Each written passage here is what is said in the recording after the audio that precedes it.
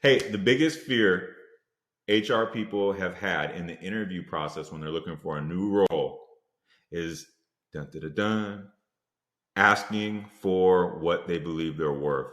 A lot of times, HR people who are even like experts in this field, they've been on the other side, they'll get an offer where, hey, I'm looking to make 120K. They offered me 105 and they told me that's just the max. That's just the max. I don't know what we can do. It's just the max.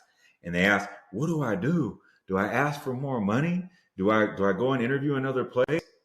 That is probably that's the biggest conundrum. At the end of the day, you're an HR person.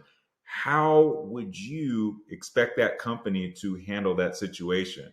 Right? Is that something that you're going to be in control of? If you're going for a head of HR role and you expect to be at 120K, but they're putting you at 105, this is the perfect time to ask questions like, so you guys offered 105. My expectation, quite frankly, was 120K. So there's a 15K gap. In this situation, who would be the right person for me to talk to about the gap and seeing what we can do to get us both over the hump here? Is that something I would own in this role, or is that something in this organization somebody completely different owns?